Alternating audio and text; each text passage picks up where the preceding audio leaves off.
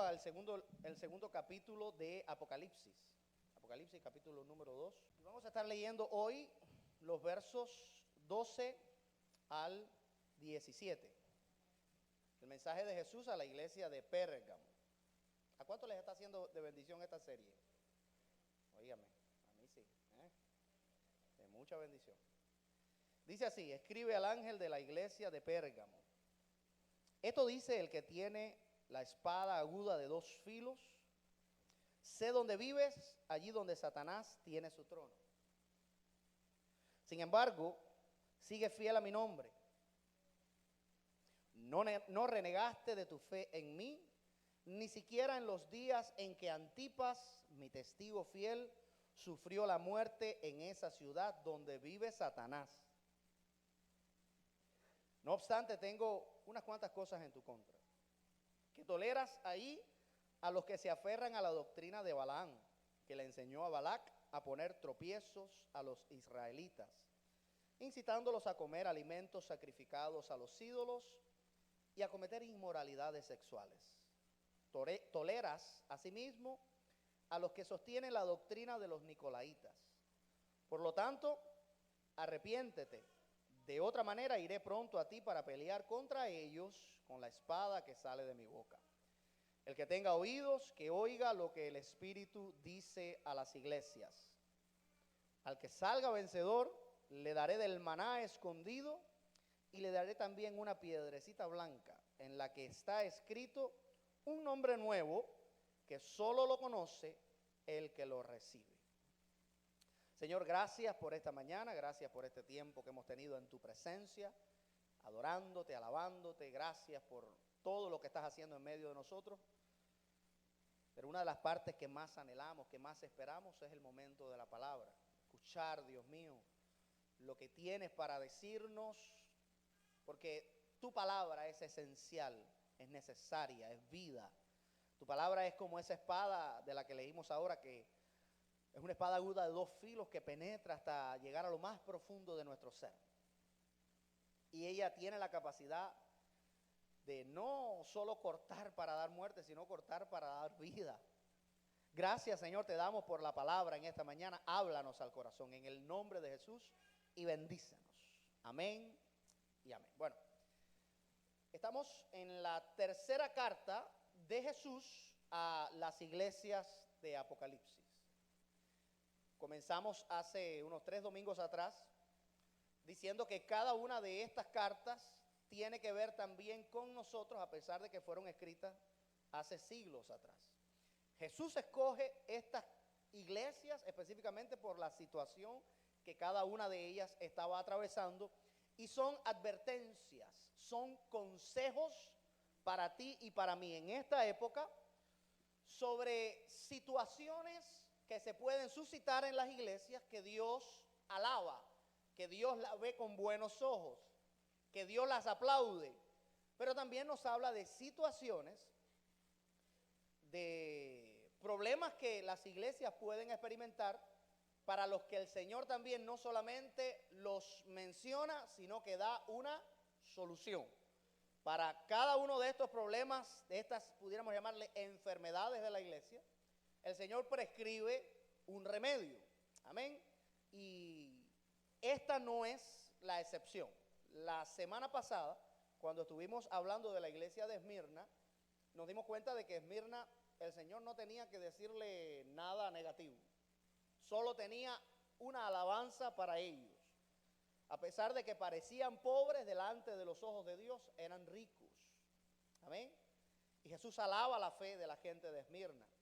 Sin embargo, en esta carta de Pérgamo, así como a Éfeso, la primera, Jesús sí tiene algunas cosas que decir que tenía en su contra. Amén. Pero como Dios es un Dios que no está interesado solo en decirnos la verdad, sino también en que esa verdad nos transforme, nos haga mejor, nos prospere, Él también tiene para nosotros en esta mañana un consejo para evitar algunos tipos de situaciones que se pudieran dar en la iglesia, y algunas alabanzas, cosas en las que podemos ver que el corazón de Dios se regocija. Amén. Entonces, bueno, la carta a Pérgamo es la tercera de las iglesias. Y esta carta comienza de una manera tremenda, porque después de que Jesús se presenta a sí mismo como aquel de cuya boca sale una espada aguda de 2 filos, y le dice como le dice a todas las demás, yo conozco tus obras, pasa a decirle, yo conozco que tú moras en un lugar complicado. Yo conozco que tu realidad, tu situación de vida no es fácil. De hecho, fíjense la manera en la que Jesús se refiere al lugar donde la iglesia se encontraba, a la ciudad donde la iglesia se encontraba. Jesús le llama la morada de Satanás, o donde Satanás tiene su trono. Imagínese usted la situación de ese lugar. No todos los lugares son tan fáciles para vivir, ¿no es verdad? Hay algunos lugares más fáciles y otros más difíciles por su situación económica, por la tranquilidad o la violencia que se vive en esos lugares. No todos los lugares son igualmente de sencillos como para desarrollar la fe en el Señor, ¿no es verdad? No todos los contextos. Y no solamente hablamos de barrios malos, barrios buenos. A veces hablamos también de incluso el núcleo familiar. Hay gente que son cristianos, solo ellos en casa son cristianos. Y las demás personas, a veces no solo ni que no son cristianos, sino más bien que adoran otros dioses, adoran otros ídolos. Y entonces se crean aquellos conflictos entre los que muchas veces se suscitan pleitos, contienda, y uno hasta tuviera deseo de agarrar todos los ídolos del tío y botarlos en la basura. Pero eso no resuelve nada, ¿no es verdad? Eso crea más problemas, porque antes de los ídolos salir de la casa tienen primero que salir del corazón. Amén. Porque tener ídolos es solamente los frutos de una raíz que existe por dentro, ¿ok? Que es la raíz de la idolatría. Ahora, Pérgamo era una ciudad difícil para el cristianismo, pero si usted llegaba, usted va a decir, bueno, pero ¿por qué esto es difícil si esto es bellísimo? Era una ciudad majestuosa. De hecho, era la capital de Asia Menor. Era una ciudad súper famosa, súper importante, a pesar de que no tenía conexión con ningún puerto. No era una ciudad mercantil de tráfico de barcos, pero era una ciudad famosísima porque en ella, imagínese usted que habían cosas como la mayor biblioteca de la región, con 200,000 volúmenes, solamente superada por la Biblioteca de Alejandría. Era una ciudad bien famosa por causa de que la ciencia era bien avanzada, específicamente la salud, la medicina. Mucha gente venía de muchos lugares a ser curados en los hospitales que allí existían. La medicina estaba bien avanzada. Sin embargo, cuando usted veía toda esa opulencia, usted podría decir, bueno, esta es una buena ciudad para vivir. Seguramente aquí voy a encontrar un buen trabajo, me van a pagar bien. La hora no me la van a pagar a 8 o 9. Yo creo que de 20 hacia arriba. Este lugar está muy bueno para sentarme con mi familia. Ahora, ¿cuál era el problema de Pérgamo para la iglesia? Y es que a pesar de ser una ciudad riquísima, era también una ciudad en la que existía un fuerte movimiento de idolatría. Era una ciudad históricamente idólatra. Una ciudad que tenía templos majestuosos para Zeus, para Atenas, para Escalpio, que era el dios de la medicina, o Esculapio le diríamos en español. El dios de la medicina, el dios de la ciencia, de la inteligencia. Entonces mucha gente adoraba a estos dioses. La ciudad se encontraba en alto y por allá arriba se podía ver como si tuviera forma de trono. El humo subía constantemente de las ofrendas, de los sacrificios que se le hacían a Zeus. Y para añadirle un poco más a la complejidad de vivir y establecer la iglesia ahí en Pérgamo, siendo un lugar tan idólatra, también en algún punto el último emperador que tienen allí ellos en Pérgamo, él le regala en su lecho de muerte casi, le regala la ciudad a los romanos. Y entonces los romanos, imagínense, hicieron de ese lugar un lugar especial para su adoración. Los dioses grecorromanos, los dioses griegos, perdón, habían ya pasado a la historia, hacía como unos 200 años. Ya no era tan violenta quizás la persecución por causa de esos dioses como por causa de la adoración de los romanos. Ellos incluso erigieron 3 templos para el dios César. En esa ciudad se empezó a adorar al César como si fuera divino, como si fuera un dios. Pero no solo se adoraba y usted escogía, bueno, hoy me voy para el templo de Zeus, hoy voy a pasar por el de Atenas, el domingo que viene me voy para el de César. No, la adoración que impusieron los romanos al César era obligatoria. Vaya sacando cuenta. Imagínense ser cristiano en una ciudad no solamente totalmente politeísta, totalmente impregnada de muchas religiones, sino que hay una a la que tú estás obligado y obligada de pertenecer. Tú estabas obligado, si vivías ahí, de adorar al César, incluso bajo pena de muerte si no lo hacías. Hay lugares, hermano, en los que es mucho más difícil ser cristiano que en otros. Hoy nosotros estamos cómodos, ¿no, verdad?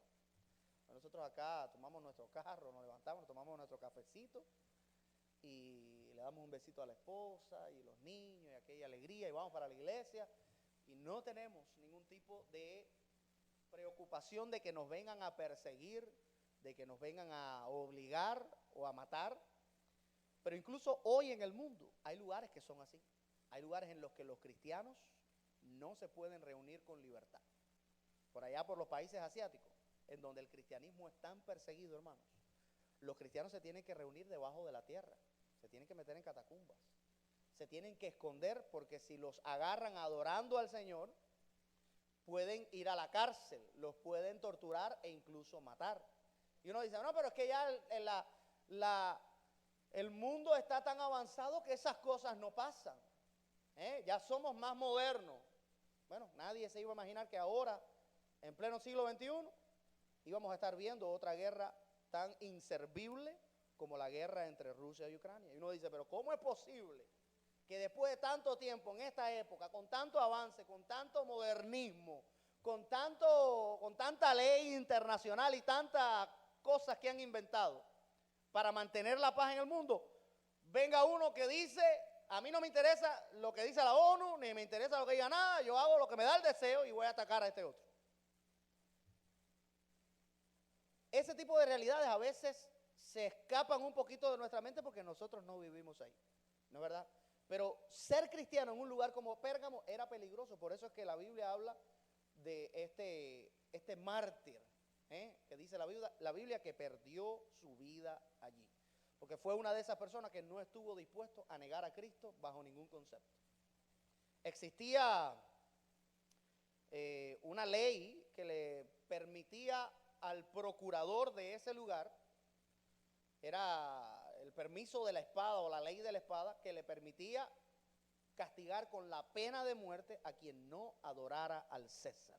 Por eso es que cuando Jesús le habla a la iglesia que se encontraba en Pérgamo, le dice, yo sé dónde tú moras donde mora Satanás. Tú estás enclavada en una situación difícil, allí Satanás tiene su trono. Y ojo, esto posiblemente es literal, Satanás no es un ser omnipresente. Nosotros a veces decimos, el diablo me tentó. El diablo puede haber sido un demonio, pero el diablo no puede estar aquí y en China al mismo tiempo.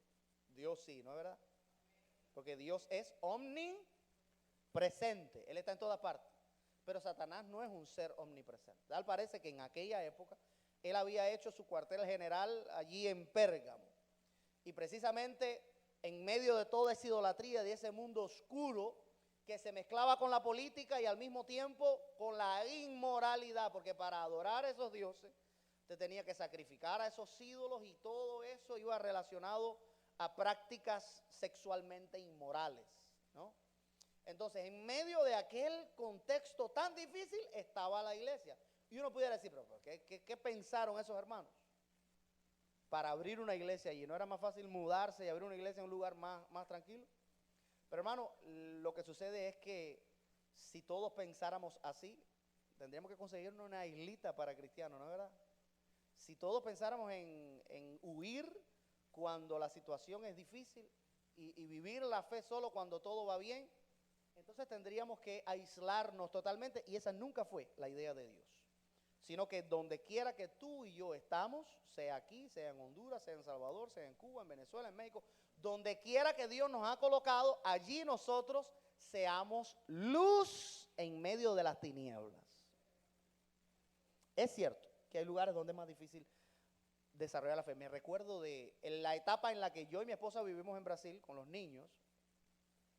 Y si usted conoce lo que es una favela, bueno, para los que no conocen lo que es una favela es una pequeña ciudadela construida en la vera, en el monte de una montaña.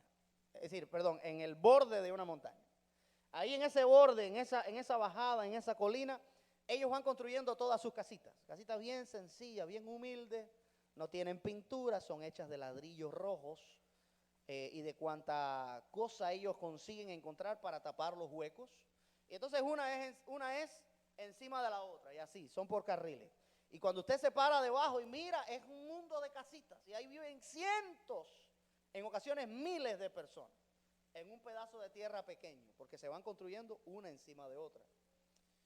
Y las favelas se caracterizan por ser lugares bien peligrosos, por causa de que son lugares a los que ni la policía entra, porque ellos crean todo un sistema conexional de narcotráfico, en el que aún los niños en ese lugar portan armas y son informantes. De tal manera que el que está en la puerta, en la entrada de la favela, informa a los que están adentro, entró la policía. Y cuando la policía entraba a esos lugares, no era para apresar a nadie normalmente, era para una confrontación armada, era para caerse a tiros unos a los otros. Ahora, ellos entre ellos en la comunidad se protegen, se ayudan. Y entonces los jefes de la mafia en la favela lo que hacen es que se roban los camiones de comida, los meten dentro de la favela, los abren y le dicen a la comunidad, vengan ahora todo el mundo a agarrar esto aquí, que esto es para todos, ¿ok? Y ellos se encargan de proveer. Ellos no pagan electricidad, no pagan ninguna de estas cosas, la roban de algún lugar.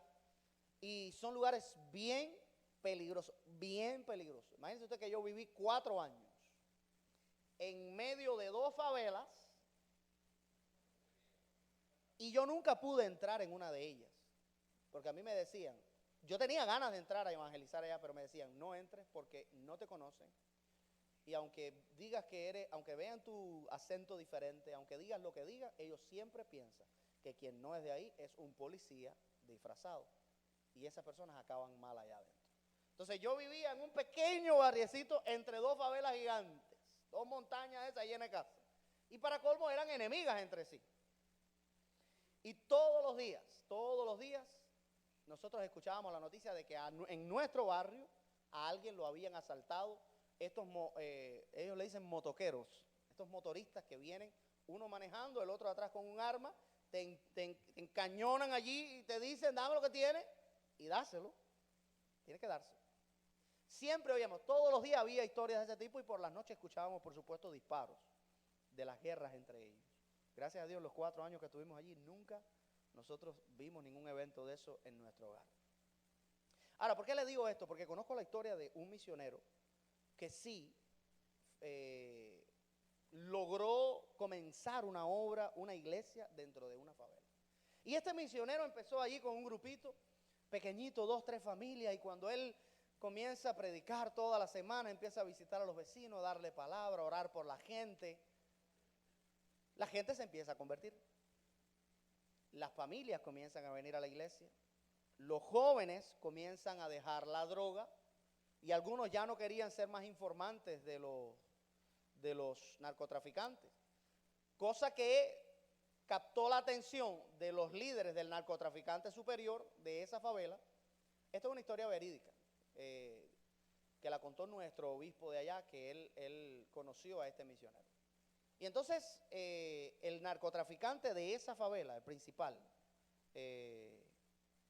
cuando se enteró que él estaba perdiendo clientes dentro de la favela porque ya no le estaban comprando droga y estaba perdiendo personal de apoyo, entonces pregunta, ¿qué está pasando?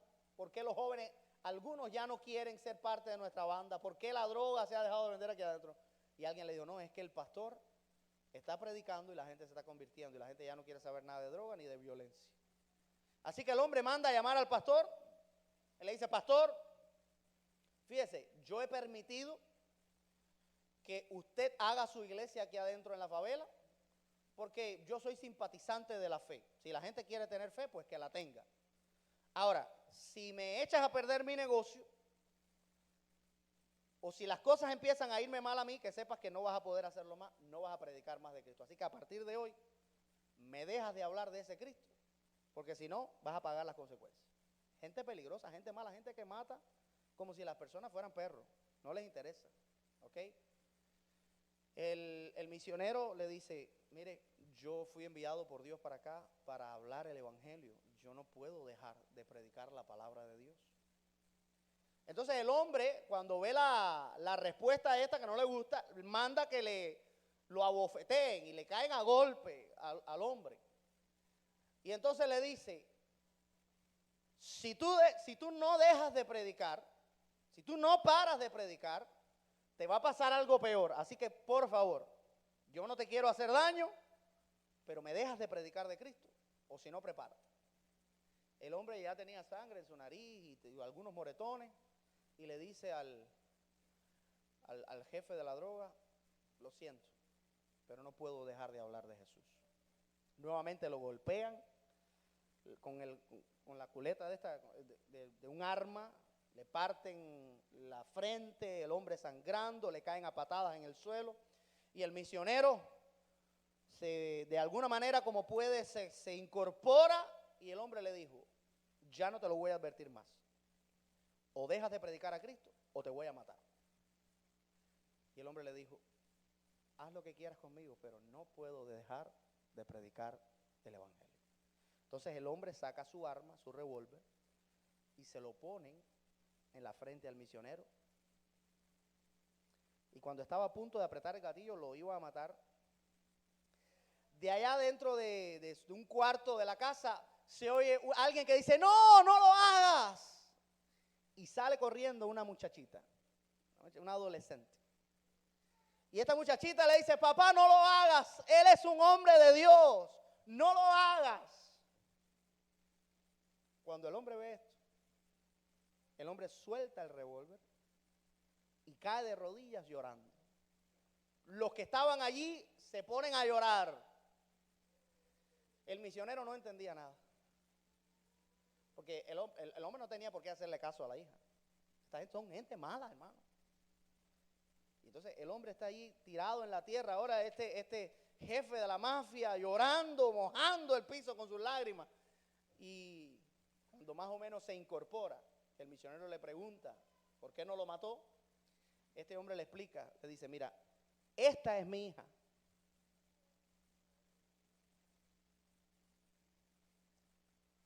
Lo que acontece es que mi hija nació sorda y muda y nunca había hablado. Y cuando yo estuve a punto de meterte un tiro en la cabeza, Dios le devolvió a ella el habla y el oído y salió para decir que tú eras un hombre de Dios. Qué tremendo, ¿eh? Las cosas que puede hacer Dios. Este hombre perfectamente podía haber dicho, me voy de aquí, me van a matar. No lo negó y se quedó. Hay contextos en los que va a ser más difícil para nosotros vivir nuestra fe. Pero aún en esos momentos, el Señor va a estar con nosotros. Aún en medio de los hornos de fuego ardiente, Dios va a estar con nosotros. Y puede ser que en medio del fuego, Dios permita que la llama no nos queme y su presencia nos guarda y haga milagros como el de este muchacho, como el de este misionero.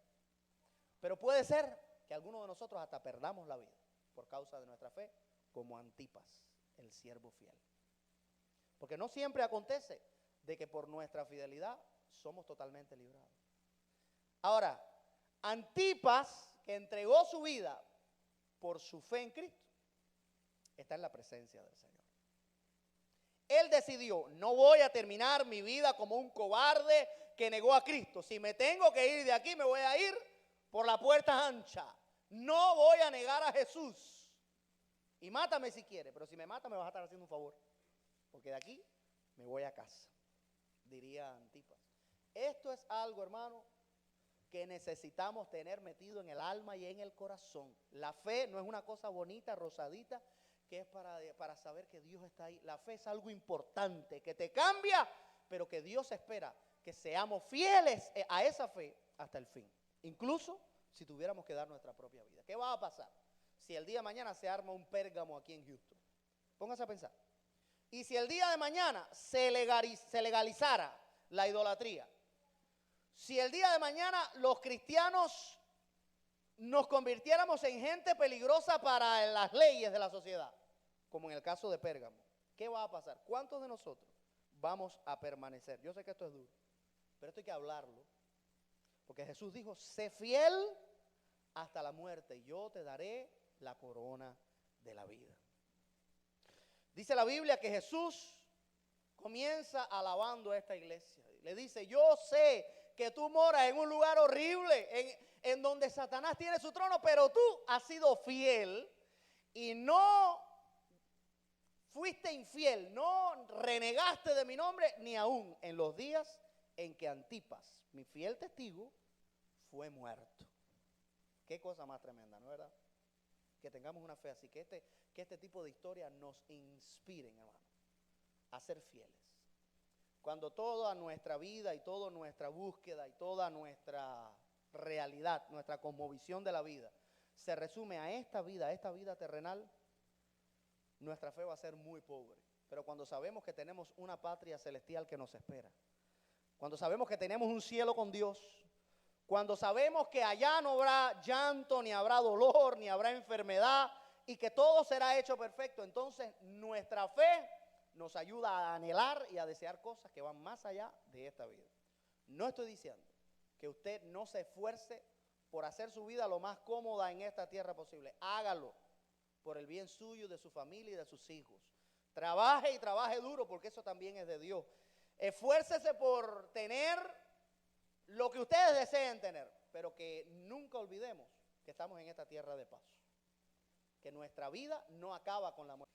¿Qué alaba Jesús? La fidelidad de la iglesia hasta en la situación más difícil. Amén.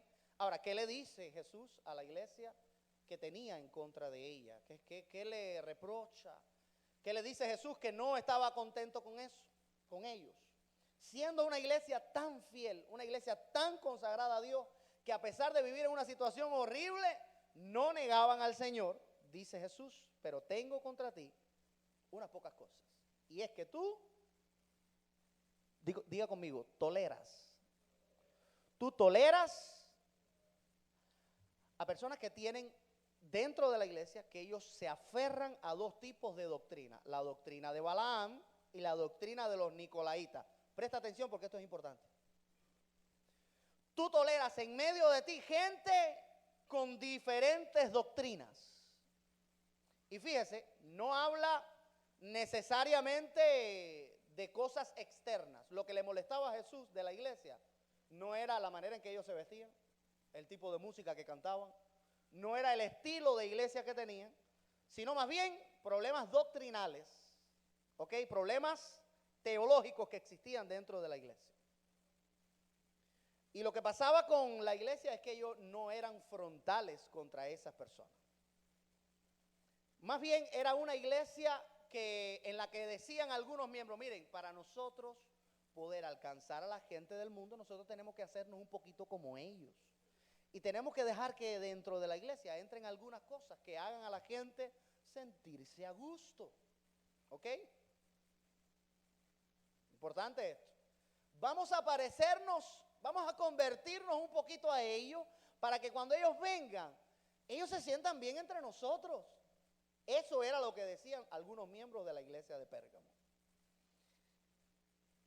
Algunos de estos miembros aconsejaban adaptarse a las costumbres paganas a fin de evitar la persecución, o razonaban con sus hermanos para poder acercarse a otros y predicarles el evangelio, pero para ello era necesario hacer algunas concesiones, o simplemente usaban el argumento de que hay que adaptarse a los nuevos tiempos. Escuche bien, mi hermano, porque esto es algo tan actual como lo era en aquella época. ¿No es verdad? Póngase a pensar. ¿Hasta qué punto las congregaciones, las iglesias, están dispuestas a parecerse al mundo para alcanzar al mundo? Y no estoy hablando, de nuevo le repito, de nuestra manera de vestir, de nuestros instrumentos, sino que estoy hablando de la enseñanza que se maneja dentro de la iglesia, que es lo que no le gustó a Jesús. Jesús no habla de estilos para nada, si es una iglesia contemporánea, si es una iglesia tradicional, si es una iglesia que tiene luces, si es una iglesia que está oscura y solo hay luces acá, si es una iglesia que tiene el pantalón ripiado o que se visten con saco y corbata. No, Jesús no tiene nada que ver con eso. O por lo menos aquí en este texto, él no habla de ese tipo de asuntos. Más bien, lo que él tiene contra la iglesia es que la iglesia había tolerado la entrada de algunas falsas doctrinas y no había sido frontal para decir, eso aquí no funciona. Eso es contrario a la palabra del Señor. ¿Se está entendiendo? Habla de dos cosas, la doctrina de Balaam y la doctrina de los nicolaitas. Jesús decía, tengo contra ti que toleras a los que retienen la doctrina de Balaam y la doctrina de los nicolaitas. Ahora, ¿cuáles eran estas dos doctrinas? La de Balaam. ¿Quién era Balaam? Balaam era un personaje del Antiguo Testamento, escuche bien, que era un pseudo profeta. Un hombre que fue contratado por el rey Balac para maldecir al pueblo de Israel en su paso hacia la tierra prometida. El rey Balac le tenía miedo a los israelitas por el potencial que tenía este pueblo y también por la historia que cargaban con ellos de haber Dios destruido a la nación de Egipto para hacerlos libres. Balac le dice a Balaam, Balaam, te voy a pagar, dime lo que tú quieras, pide por esa boca, te lo voy a pagar para que me maldigas a este pueblo. Y Balaam aceptó el trato. Entonces, esa noche, Dios le dice a Balaam, ni vaya, que ese pueblo yo lo bendije y nadie lo puede maldecir. Y ahí entonces empieza Balaam con una especie de trato con Dios. Bueno, pero mira, vamos a ver, ¿y qué tú crees? Déjame acercarme, no sé qué. Y Dios le decía, ni vayas, no lo hagas. Hasta que él insistiendo, Dios le dijo, bueno, dale, ve, pero tú vas a decir lo que yo te diga que tú tienes que decir. Entonces Balaam va para allá y estaban encima de una colina. El pueblo de Israel estaba acampado como hormigas así en el valle. Y Balac, el rey, le dice a Balaam, dale, dispara una maldición ahí contra esta gente, que esta gente no puede ser un problema para mí. Y cuando Balaam está listo para maldecir al pueblo, se le enreda la lengua y comienza a bendecir al pueblo de Israel. No lo puede maldecir. Tiene que declarar bendición. Y entonces Balac le dice, ¿pero qué has hecho? Yo te contraté a ti. Estoy pagando $100 por hora aquí para que tú me maldigas a esta gente. Y tú lo que estás haciendo es bendecirlo. Espérate, ven para acá. Y se lo lleva para otro lugar. Me dice, bueno, si no lo puedes maldecir a todos, al menos maldíceme esta parte. Y Balaam le dice, ok, pero bueno, solo voy a decir lo que el Señor me permite decir, porque ya vi que iba a hablar y se me enredó la lengua. Maldícelo. Entonces viene Balaam y cuando va a decir, yo te bendigo, y sale otra bendición lindísima por la boca de Balaam para el pueblo de Israel. Y entonces viene Balaam y le dice, pero mijo, pero si vaya, vamos a hacer algo. Si no lo puede maldecir, por lo menos no me lo bendiga. Así que 3 veces intentó Balaam maldecir al pueblo de Israel, pero nadie puede maldecir a quien Dios ya bendijo. ¿Tú sabes eso? Si la bendición de Dios está sobre tu vida y sobre tu casa, mira, te pueden tirar brujería, te pueden hacer lo que sea que se hace para hacerle daño a los demás. Eso no tiene efecto ninguno en tu vida, porque la bendición de Dios está sobre ti. Alabado sea Dios. Mira, hermano, los cristianos no debemos vivir con miedo a esas cosas. Nosotros vivimos en un mundo en el que, mira, hermano, en Cuba, de donde yo soy oriundo, la idolatría está al pecho, decimos nosotros. Que está al pecho significa que en todas las esquinas uno se encuentra algo. Y yo me recuerdo que cuando yo era muchachito y iba a la iglesia, yo aprendí que el que estaba conmigo es mayor que el que está en el mundo. Y yo me lo creí. Entonces cuando yo pasaba, éramos muy pobres, cuando yo pasaba y veía una brujería allí, y oye aquel billete de 20 pesos. Y decía, esto es el primer inteligente. ¿Qué pasa? Se lo va a llevar y antes que se lo lleve, me lo llevo yo. Y así, ¡pam! Y le metí una patada a aquello. Y una vez se lo conté a alguien y me dijo, no, que te va a hacer daño. ¿Qué va? ¿Qué daño? Si con los 20 pesos yo me comía una merienda tan rica cuando iba para la escuela. ¿Qué daño ni daño? Dice Daisy que se quería comer un coco que se encontró una vez. Ay, hermano. Mire, hay gente que ve diablo y diablo por donde quiera. No, cuidado del diablo. No, espérate. Hermano, no se puede vivir en ese nerviosismo. Mayor es el que está en nosotros que el que está en el mundo. Y si Dios te ha bendecido, nadie te puede maldecir. Lo pueden intentar, lo pueden hasta hacer, pero esas religiones incluso tienen que pedirle permiso a Dios para hacer lo que ellos van a hacer. Y algunas personas que estuvieron involucradas en eso aquí saben de lo que yo estoy hablando. A Dios, Dios supremo, Dios por encima de todo eso, y ellos lo reconocen y hasta permiso tienen que pedirle. Entonces, ¿cómo van a hacerle daño al que es superior a todo lo de ellos y que ha bendecido? Nadie puede hacerle daño a esa gente. Porque el que pelea contigo o el que intenta pelear contra ti, pelea contra el Dios que está contigo. Eso no fue lo que Jesús le dijo a Pablo. Pablo iba a matar a los cristianos, venía con aire de venganza y se cae una luz y una cosa. Y Jesús le dice, ¿por qué tú me persigues? ¿Y quién tú eres? Yo soy Jesús. ¿A quién tú persigues? Yo no te estoy persiguiendo a ti, yo estoy persiguiendo a los seguidores tuyos. No, tú no has entendido. El que persigue a uno de ellos me persigue a mí. El que se mete con uno de ellos se mete conmigo porque yo soy su protector. Yo estoy con ellos todos los días hasta el fin del mundo. Aleluya. Y entonces esa es la estrategia del enemigo. Si no te puedo maldecir completamente, al menos hay una partecita. Vamos a decir esta partecita aquí. Aunque sea meterle esta zorrita pequeña que se meta por el muro y haga un gran estrago poquito a poco. Eso fue exactamente lo que pasó con Pérgamo. Ellos comenzaron poquito a poco a tolerar algunas cositas que se fueron metiendo, pero dice la palabra del Señor que un poco de levadura leuda toda la masa. Okay, si nos permitimos pequeñas concesiones de cosas que no le agradan al Señor, esas cosas tienen el potencial de estragar, tienen el potencial de echar a perder todo lo demás.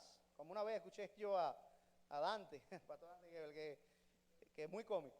Y entonces yo me recuerdo cuando era jovencito que yo lo escuché diciendo, mire, si usted le dan para tomarse un vaso de agua limpia, cristalina, de un manantial, pero usted agarra con un gotero, una gotica del agua de la taza del inodoro de su casa y hace así, ¡puc! Y echa esa gotica ahí adentro, ¿usted se la toma o no se la toma? Y entonces, bueno, imagínense, 99% de agua pura, limpia, buena, y 1% nada más. ¿Cuál es el extremismo? Es 1% nada más, señor. La gente no, yo me lo tomo. ¿Por qué? Porque ese 1% ya echa a perder el otro 99%. Es como lo que dice la Biblia de las moscas y el perfume. ¿No es verdad? Una pequeña locura para el justo es como cuando una mosca cae dentro de un perfume excelente. Normalmente, cuando una mosca cae dentro de un perfume, se estraga el perfume. Ya la gente, el perfume está rico, y usted si te lo echa, y no le dice a nadie que tuvo una mosca adentro, la gente no se va a enterar, pero tú lo sabes. Y eso echa a perder todo el contenido. Es lo que estaba pasando en Pérgamo. Ellos comenzaron a dejar entrar la doctrina de Balaam. Pero Balaam, que no pudo maldecir al pueblo de Dios, ¿qué fue lo que hizo? Y aquí es donde viene el problema de Balaam. Le dice al rey Balaam, oye, esta gente son inmaldecibles. Esta gente no hay como entrarle porque Dios es el que los defiende. Vamos a hacer otra cosa. Vamos a cambiar la estrategia. Entonces se meten dentro del pueblo y le dice, señores, yo soy Balaam. Oye, mire, le cuenta la historia a ustedes. No hay quien los maldiga. Ustedes son gente bendita. Yo quiero ser parte de ustedes. Pero en algún momento ya empiezan a decir, no, pero miren, ustedes saben las chiquitas tan bonitas que hay ahí en la nación vecina. Oye, hay un montón de muchachitas solteras ahí. Yo los veo todos solterones a ustedes. Que eso no tiene nada que ver con quien ustedes escojan unirse. Que yugo desigual ni yugo desigual. No, vaya para allá y agarre la más linda, la que más le guste. Y Balaam entonces comenzó a infiltrarse en el pueblo y a meterle el veneno de dentro hacia afuera. ¿Ok? Fíjense ustedes que en Pérgamo, a pesar de la situación externa tan difícil, ellos fueron más resistentes a estas cosas internas que había, que fueron el verdadero problema de la iglesia. Entonces, ¿qué era lo que enseñaba Balaam? A mezclarse con la cultura, con la adoración, con los ídolos y con la inmoralidad sexual de las otras naciones. Entonces, esto estaba pasando también en la iglesia. Algunos decían, no, miren, estamos en una época de tolerancia y hay que aceptarlo todo, hay que recibirlo todo. ¿Y por qué no vamos a tener homosexuales en la iglesia? Y yo digo, no, yo quiero que todos los homosexuales vengan para acá. Yo los quiero, pero para que se conviertan. Y yo quiero que todos los borrachos y los sinvergüenzas y toda la gente pecadora venga para acá. Yo soy el primer pecador aquí. Todos estamos en la misma carrera de la vida cristiana y todos nos caemos. Y Dios nos levanta. Entonces, no somos mejores que nadie. No porque estamos en Cristo somos mejores que los que estamos afuera, sino que hemos recibido la gracia de Dios. Gracias que tenemos que publicarle a otros pecadores y decirle, mira, yo tengo uno que me sanó y te puede sanar a ti también. Ven, pero no es ven para que entonces aquí lo que pase sea que todo el mundo crea en una cosa diferente y esto sea un politeísmo y un reguero espiritual. No. Ven para que escuches la verdad del evangelio y que ella produzca el cambio que Dios quiere en tu vida como quiere en la mía también. Que nadie aquí un día se vaya a sentir mal si entra un transvesti por la puerta. Que entre y que se siente. Le vamos a dar el mismo abrazo que yo le doy a usted, se lo voy a dar a él. Y lo voy a amar y usted también. Pero le vamos a predicar la palabra. Como mismo se la predicamos a él, que se la predica usted, que me la predico yo a mí mismo. Amén. Esa era la doctrina de Balaam. Y la doctrina de los nicolaitas era similar. Ellos estaban buscando mezclarse con el mundo para hacerse atractivos al mundo. Mire, hermano, a nosotros no nos hace falta ser atractivos al mundo. A nosotros lo que nos hace falta es serle fieles a Dios. ¿Usted sabía eso? Para mucha gente no seremos atractivos. Pero para otras, este será el lugar en donde encontrarán la salvación en Cristo. Cuando digo el lugar, yo me estoy refiriendo a la familia. Yo sé que nosotros no estamos llamados a salvar a todo el mundo. Ninguna iglesia está llamada a salvar a todo el mundo. A unos pocos, a los que Dios permita y a los que Dios ya sabe en su soberanía quiénes van a ser. Por eso nosotros tenemos que mantenernos predicándole a otras personas, compartiendo el evangelio, las buenas noticias, invitando, claro que sí. Pero no para que el mundo venga a colarse dentro de la iglesia. Y cuando me refiero al mundo, vuelvo a aclarar, no tiene nada que ver con estilos, tiene que ver con doctrina, tiene que ver con enseñanza, tiene que ver con principios. ¿Ok? Porque dice la Biblia que se conviertan, en ese sentido, que se conviertan ellos a ti, pero tú no te conviertas a ellos. Amén. Entonces le dice Jesús a la iglesia, la solución está en arrepentirse. Sean frontales con el pecado, sean frontales con la falsa doctrina. Tienes que tener el valor de decirle, mira, eso no es bíblico. Fíjate, y con el mayor cariño, con el mayor amor, la mayor sabiduría posible, pero ayudar a la persona, no dejarla. Porque ¿de qué vale venir a la iglesia si sigue siendo un impío y un inconverso? Se va para el infierno igual, aunque se haya pasado 30 años en la iglesia. Si no nos convertimos de corazón, nos vamos para el infierno, hermano. Yo sé que esto no es popular, pero te lo tengo que decir porque a mí Dios me va a pedir cuenta por lo que yo te enseñé. Y te voy a enseñar que a quien Dios bendice, nadie maldice, pero te voy a enseñar también que tenemos una alta responsabilidad de guardar, cuidar, velar por nuestra salvación con temor y temblor. Aquí nadie está seguro. Bueno, estamos seguros en Cristo, pero no en nosotros mismos. Entonces tenemos que cuidar eso y tenemos que hablar la verdad de la palabra. Y si tú ves un hermano un día que está, por ejemplo, haciendo algo que no está bien, ¿qué es lo que dice la Biblia que debemos hacer? Debemos restaurarle con amor, con humildad, pero no dejar al hermano en el error y que se pierda y que se vaya para el infierno y todo eso, porque si no yo no lo amo a él. Si yo lo amo a él, lo menos que le puedo decir es, mi hermano, mira, permíteme conversar contigo. Mira, mira, la Biblia dice esto, otro. Yo creo que si haces esto, Dios te va a bendecir, pero si sigues haciendo eso, puedes hacerte daño a tu relación con Dios, a tu familia, y con mucho cariño. O si no, mire, mándemelo a donde estoy yo, ¿ok? Yo no soy un pastor que anda con un látigo escondido en la oficina. ¿ok? Yo no tengo látigos, yo no tengo látigos. Escojo ser como Jesús, que se presenta ante la iglesia como aquel que tiene una espada aguda en su boca de 2 filos. La espada representa la palabra de Dios. La espada del Espíritu es la palabra de Dios, aquella que penetra y discierne hasta lo más profundo que hay en nuestro interior. Pero es una espada que viene para curar, para sanar, para revelar y para limpiar. Amén. Entonces, Jesús le dice a la iglesia de Pérgamo, arrepiéntanse, porque si no tendré que venir y pelear contra ellos con la espada de mi boca. Oiga, esto está muy fuerte. Normalmente le pedimos al Señor, Señor, defiéndeme de mis enemigos, pero aquí vemos a Jesús diciendo, si no se arrepienten, voy a venir a pelear contra la iglesia. Está muy duro esto, pero no contra toda la iglesia, no contra los fieles, sino contra esa gente que tienen falsas doctrinas. Yo les voy a hablar con mi palabra para que ellos abran los ojos y despierten. Eso es lo que está diciendo Jesús. Entonces termina diciendo la promesa: al que venciera, yo le daré a comer del maná escondido y le daré una piedrecita blanca. Oiga esto, qué interesante. Una piedrecita blanca que contiene un nombre nuevo que nadie conoce sino la persona que lo recibe. ¿Qué es el maná escondido? Bueno, el maná era un alimento que venía del cielo para los israelitas, ¿se recuerdan? ¿Ok? No todos tenían acceso a ese maná, sino aquellos a los que se les concedió, a los israelitas. Y en el Nuevo Testamento Jesús dijo, yo soy el pan vivo que descendió del cielo. Este maná habla de comer con Jesús y ser llenos de la plenitud de Él. Un estado en el que ya no habrá más muerte, más llanto, más sufrimiento, un estado eterno en el que el Señor te dice, ven, come conmigo en las bodas del Cordero. Al que venciere, yo le daré parte conmigo en ese gran banquete que estoy preparando. Ese es el maná escondido. Y la piedrecita blanca. Bueno, el significado de esta piedrecita con un nombre nuevo, termino con esto ya, puede derivarse de algunas costumbres de la época. Había una que se relacionaba a los jueces que determinaban un veredicto colocando en una urna una piedrecita blanca y una piedrecita negra. Si salía la piedrecita blanca, la persona quedaba absuelta de condenación.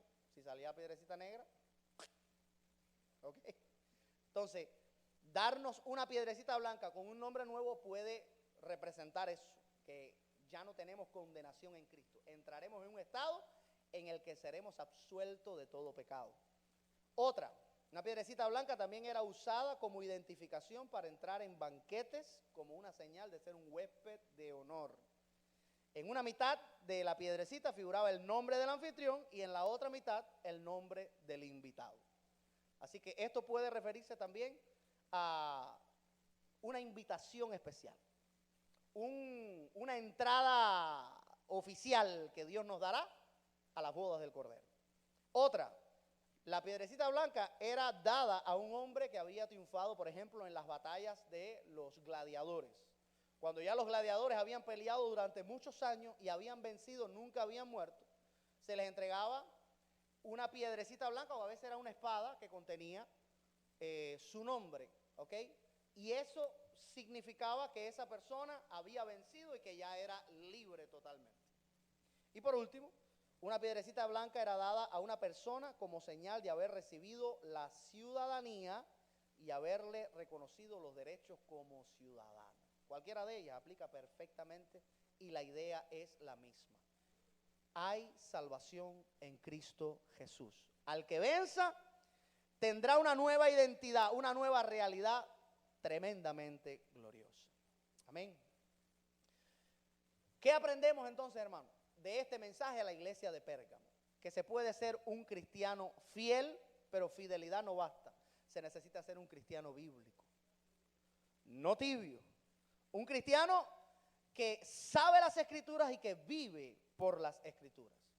¿Qué aprendemos de esta enseñanza en esta mañana? Que a quien Dios bendice, nadie puede maldecir también. Dilo conmigo, yo soy bendita, yo soy bendito. Di conmigo, la bendición de Dios está sobre mi casa. Nadie me puede maldecir. Nadie te puede maldecir. Nada ni nadie te puede tocar. Escucha bien. Y ese no era el problema de ellos. El problema fue lo segundo que hizo Balaam, que dejó que entrara ¿qué cosa? Que dejó que entrara el veneno de una falsa doctrina. Por eso cuando vengas a Oasis te voy a predicar la palabra de Dios. No te voy a dar coaching espiritual. Yo no soy coach. Yo no soy coach. Yo no puedo ser ni coach de mí mismo. No. No es motivación. Es palabra de Dios. Lo que tú y yo necesitamos. ¿Para qué? Para llegar al final de la carrera y ser más que vencedores en Cristo Jesús. Amén. Cierra tus ojos, Señor, en esta mañana. Mis hermanas y mis hermanos están acá porque anhelan más de tu presencia, más de tu bendición. Y nosotros como familia venimos a este lugar buscándote a ti. Hay veces quedan en silencio los dolores. Quedan en silencio las situaciones difíciles por las que estamos atravesando.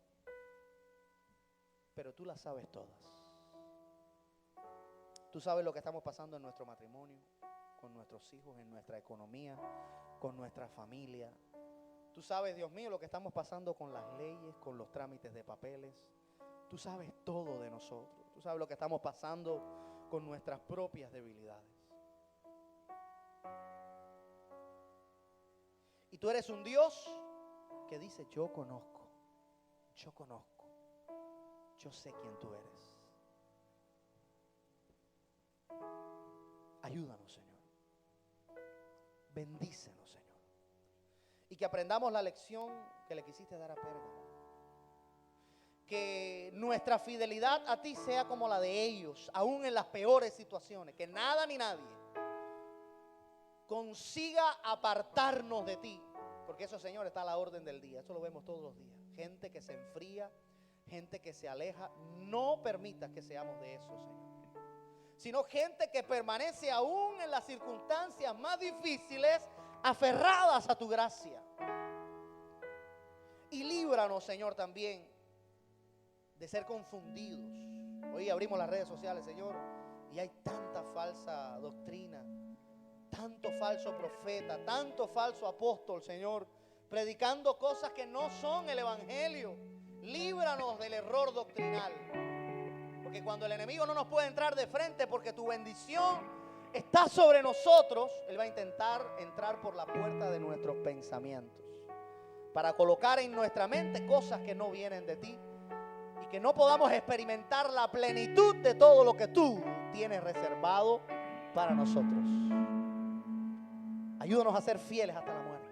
Ayúdanos a ser de los que comen de ese maná, de los que reciben esa invitación especial a entrar al banquete, a la fiesta, a la eternidad con Cristo. En el nombre de Jesús. Bendice a cada familia que está aquí en este lugar. Bendice, Señor. Bendice. Prospera. Ayúdales, Señor. Guárdales de todo mal. Guárdales de toda acechanza del enemigo. Algunos de ellos viven en lugares más tranquilos. Otros viven en lugares similares a Pérgamo, donde pareciera como si Satanás tuviera su cuerpo, como si tuviera su lugar de acción. Sea cual sea la situación que tú permitas que vivamos, Señor, tómanos de la mano. Danos victoria en medio, Dios mío, de nuestras pruebas. Y bendícenos en el nombre de Jesús. Amén.